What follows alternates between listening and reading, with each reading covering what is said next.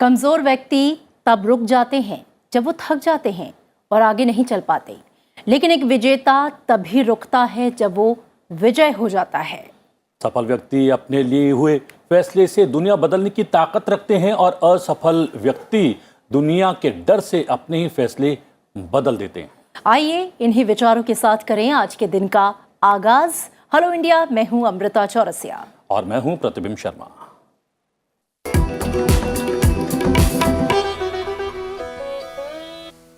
और आइए सबसे पहले जानते हैं प्रतिबिंब हेलो इंडिया में आज क्या कुछ खास है। हाइलाइट्स। हेलो इंडिया में नजर डालेंगे प्रधानमंत्री नरेंद्र मोदी और फ्रांस के राष्ट्रपति के बीच फोन पर हुई बातचीत सहित देश और राज्यों की खबरों पर। साथ ही चीन की हरकत पर भारत की चिंता सहित आपको बताएंगे अंतर्राष्ट्रीय सुर्खियों के बारे में। इसके अलावा अपनी खास पेशकश में हम आपको दिखाएंगे एक ऐसे रेलवे ब्रिज को जो करता है बादलों से बात। और पलटेंगे इतिहास के पन्नों को, जानेंगे आज के दिन से जुड़ा इतिहास। तो जुड़े रहिए अगले आधे घंटे हमारे साथ। हेलो इंडिया में शुरुआत करते हैं आज के मुख्य समाचारों से।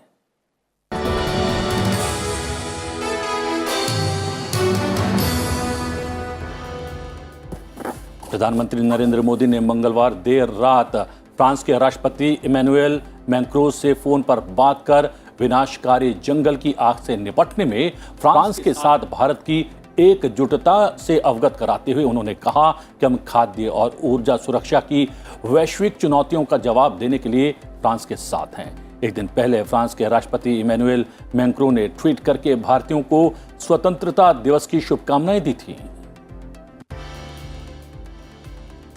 बिहार की बदली हुई राजनीति के बीच मंगलवार को दिल्ली में बिहार बीजेपी की कोर कमेटी की बैठक हुई।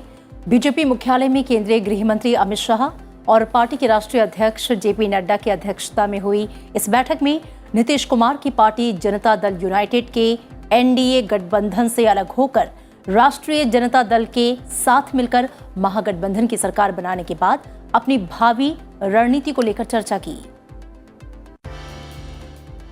इस बीच बिहार में नवगठित मंत्रिमंडल में विस्तार करते हुए आरजेडी के 16, जेडीयू के 11, कांग्रेस के 2 और 1 निर्दलीय समेत कुल 31 विधायकों को मंत्री पद की शपथ दिलवाई गई।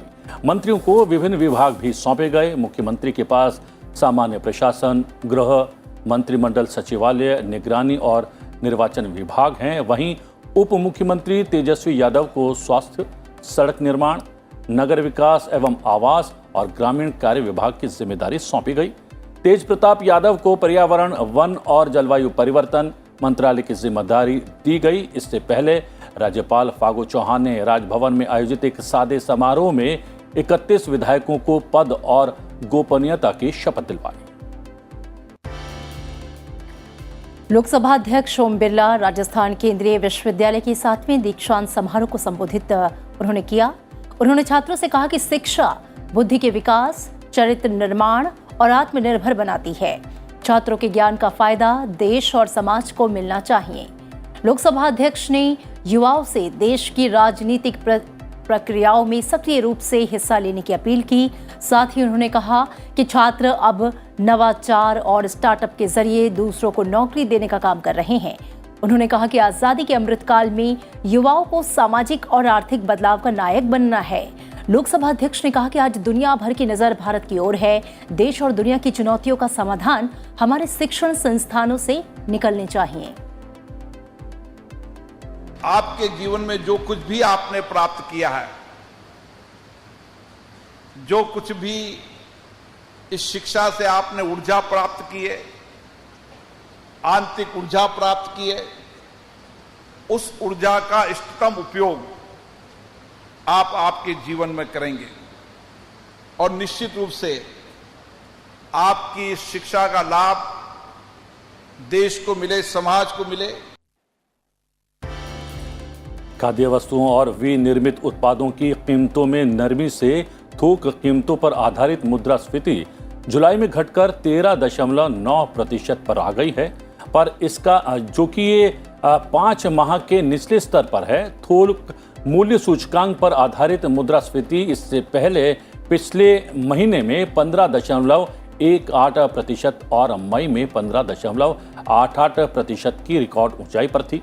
ये पिछले साल जुलाई में 11.57% थी। WPI मुद्रास्फीति में जुलाई के दूसरे महीने से गिरावट का रुख देखने को मिल रहा है। इससे पहले पिछले साल अप्रैल से लगातार 16वें महीने में ये दोहरे अंक पर बनी हुई है।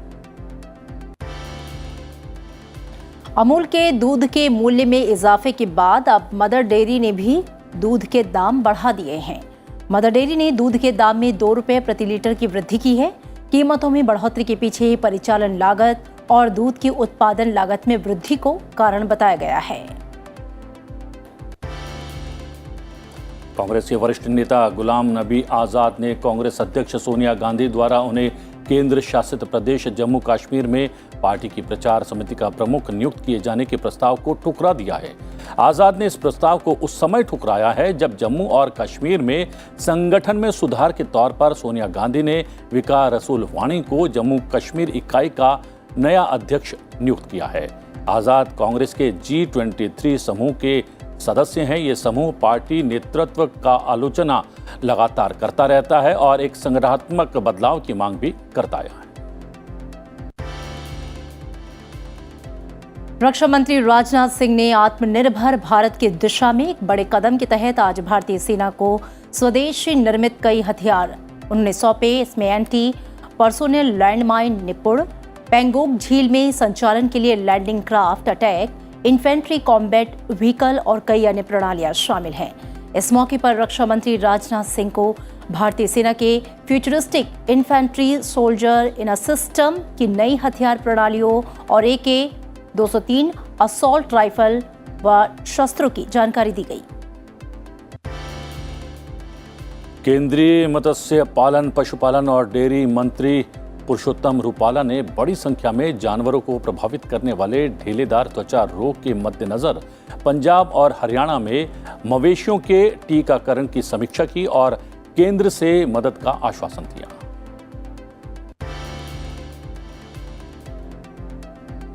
केंद्रीय विश्वविद्यालय प्रवेश परीक्षा CUET स्नातक के चौथे चरण की शुरुआत आज से होगी। इसमें करीब 3.6 लाख उम्मीदवारों के हिस्सा लेने की उम्मीद है। भारत को करारा झटका देते हुए विश्व फुटबॉल की सर्वोच्च संचालन संस्था फीफा ने मंगलवार को तीसरे पक्ष द्वारा गैर जरूरी दखल का हवाला देकर अखिल भारतीय फुटबॉल महासंघ को निलंबित कर दिया और उससे अक्टूबर में होने वाले अंडर 17 महिला विश्व कप की मेजबानी का अधिकार भी छीन लिया। भारत को 11 से 30 अक्टूबर के बीच फीफा प्रतियोगिता की मेजबानी करनी थी।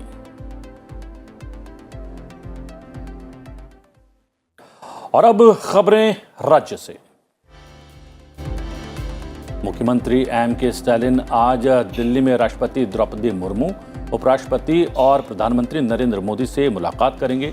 स्टालिन नवनिर्वाचित राष्ट्रपति द्रौपदी मुर्मू और उपराष्ट्रपति जगदीप धनखड़ से मुलाकात करेंगे और उन्हें बधाई भी देंगे।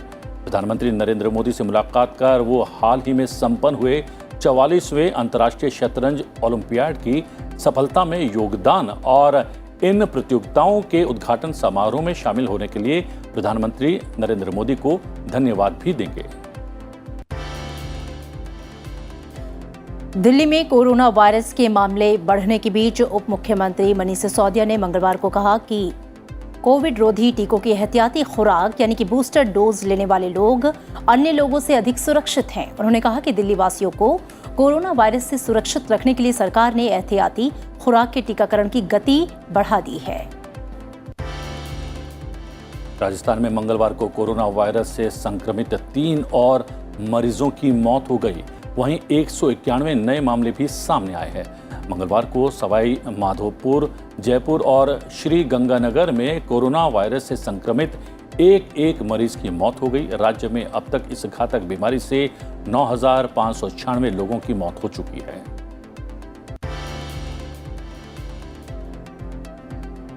महाराष्ट्र विधानमंडल का मॉनसून आज से विधान भवन में आयोजित होगा। सत्र 25 अगस्त तक चलेगा। दिल्ली के मुख्यमंत्री अरविंद केजरीवाल आज दिल्ली के तालकटोरा स्टेडियम में एक बड़ा राष्ट्रीय कैंपेन लॉन्च करने जा रहे हैं। इस कैंपेन का फोकस 2024 लोकसभा चुनाव को माना जा रहा है।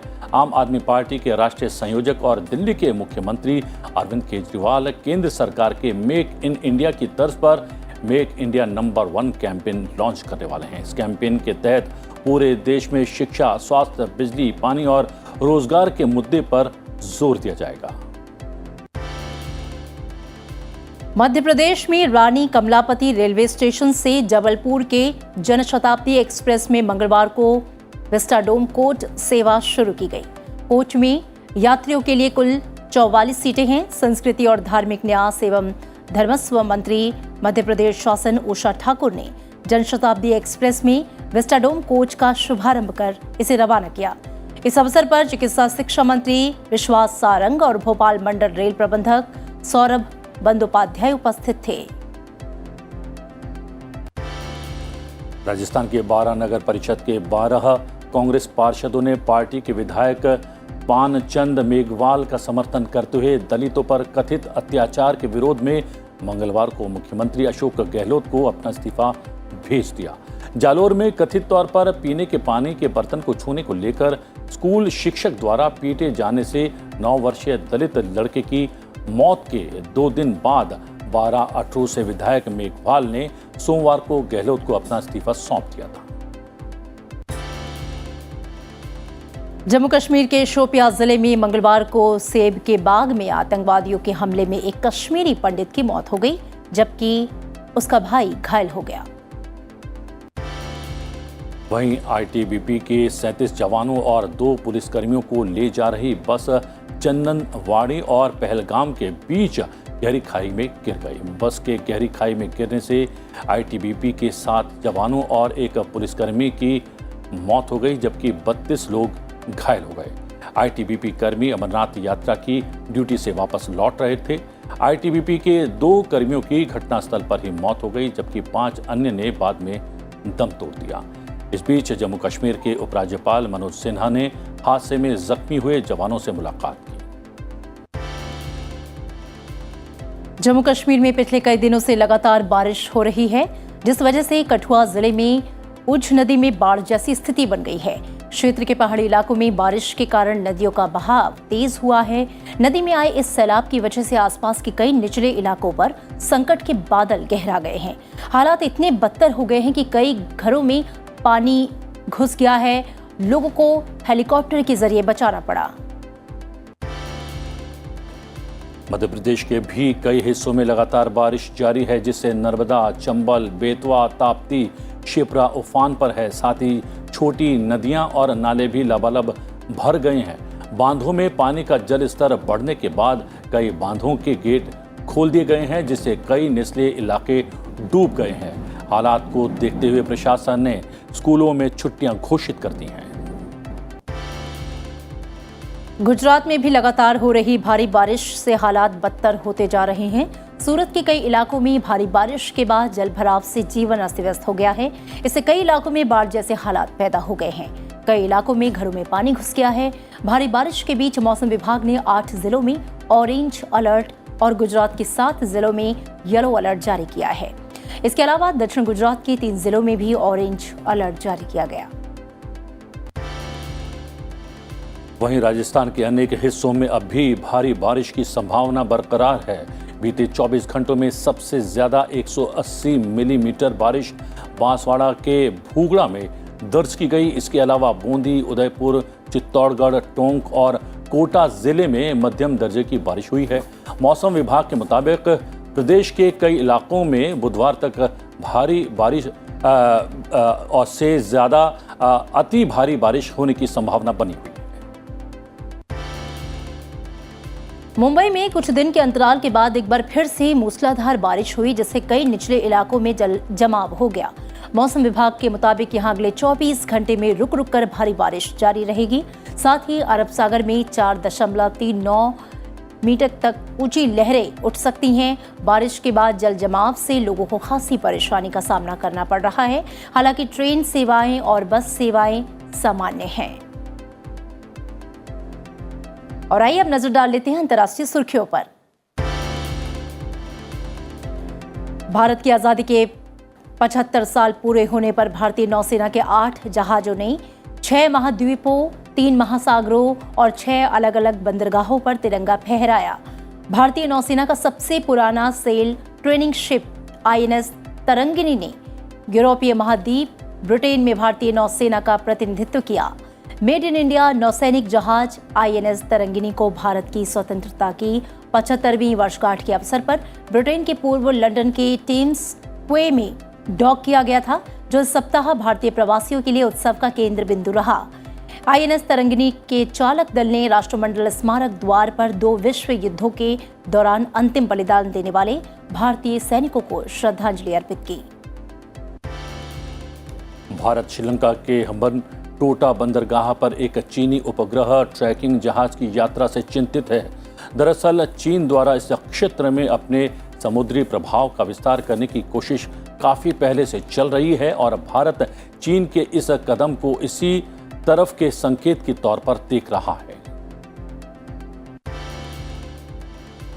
भारत के रक्षा मंत्री राजनाथ सिंह ने ताइवान की सीमा पर बढ़ते तनाव पर चिंता जाहिर की है। उन्होंने कहा कि पूर्वी एशिया में समुद्री क्षेत्र में संभावित भू राजनीतिक दोष रेखा गंभीर हो सकती है।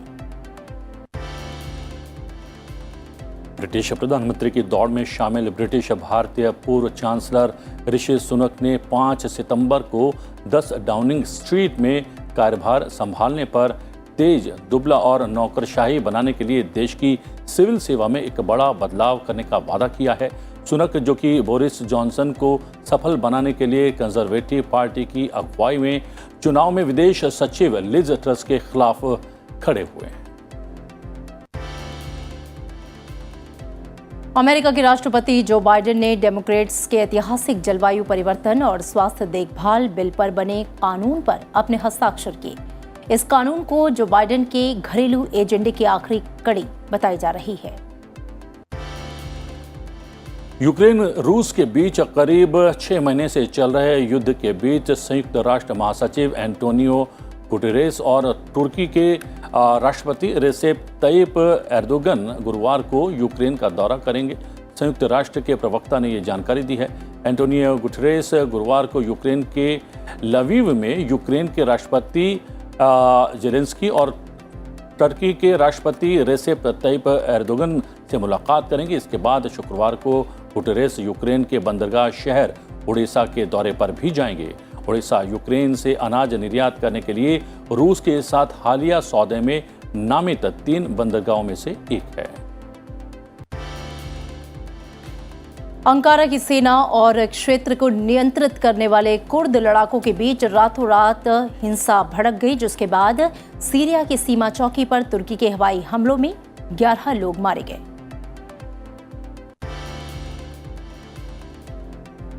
अमेरिका की सेना ने कहा है कि उसने एक मिनुटमैन थर्ड अंतर महाद्वीपीय बैलिस्टिक मिसाइल का परीक्षण किया है। इस मिसाइल को महीने की शुरुआत में ताइवान के पास चीन के बल प्रदर्शन के दौरान बीजिंग के साथ बढ़ते तनाव से बचने के लिए निलंबित कर दिया गया था।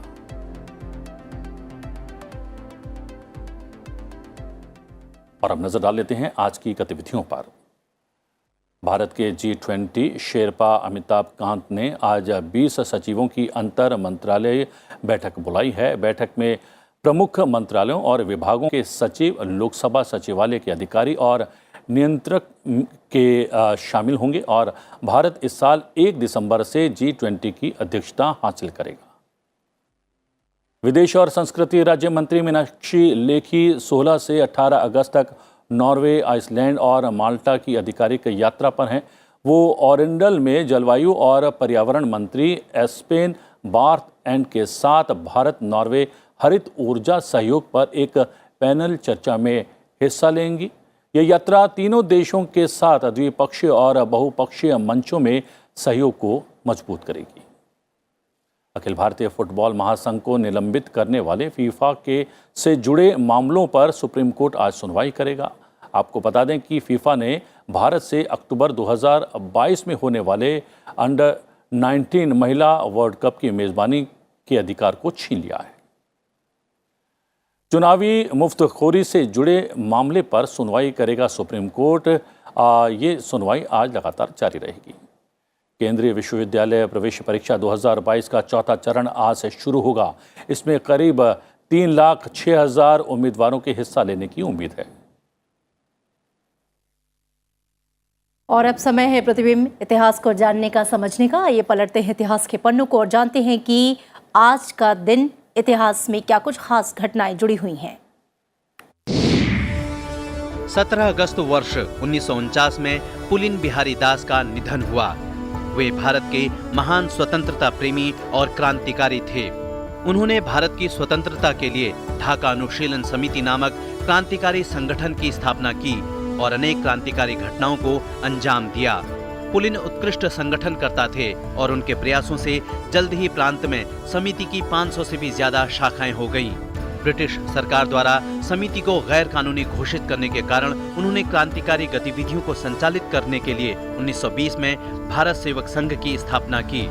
कोलकाता विश्वविद्यालय उनके सम्मान में विशेष मेडल देती है, जिसका नाम है पुलिन बिहारी दास स्मृति पदक। इस बीच लोकसभा अध्यक्ष ओम बिरला ने आज महान क्रांतिकारी मदन लाल ढींगरा जी के बलिदान दिवस पर उन्हें नमन किया है। जी हां, लोकसभा अध्यक्ष ने अपने ट्विटर संदेश में कहा कि मातृभूमि की स्वतंत्रता के लिए उन्होंने अनेक पीड़ाएं सही, लेकिन कभी विचलित नहीं हुए। विदेशी धरती पर प्रतिशोध लेकर उन्होंने भारत में क्रांतिकारियों को जो महान संदेश दिया, वो आज भी प्रेरणा देता है। और अब प्रतिबिंब एक खास रिपोर्ट की बात हम करते हैं और अपने दर्शकों से एक सवाल पूछते हैं कि क्या आपने कभी सोचा है कि आप ट्रेन से सफर कर रहे हों और आपकी जो ट्रेन है वो बादलों के बीच से गुजरे? ये सोच, ये एहसास ही निश्चित रूप से आपके अंदर रोमांच पैदा कर रहा होगा, लेकिन अब ये हकीकत में बदलने वाला है। जी हाँ, कोंकण रेलवे की तरफ से दुनिया का सबसे बड़ा रेलवे ब्रिज तैयार किया जा रहा है, जो आपको बादलों के बीच सफर का आनंद दिलाएगा। देखिए ये रिपोर्ट।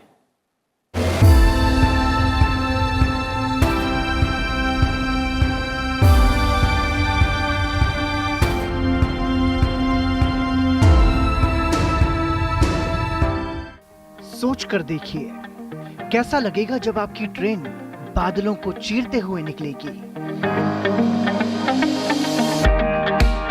कैसा लगेगा जब आप कुदरत के खूबसूरत नजारों के बीच से गुजरेंगे। ऐसा नजारा आपने फिल्मों में देखा होगा, लेकिन अब ये सच हो रहा है। कोंकण रेलवे जम्मू कश्मीर में एक ऐसे पुल का निर्माण कर रहा है जो विश्व का सबसे ऊंचा रेलवे ब्रिज होगा।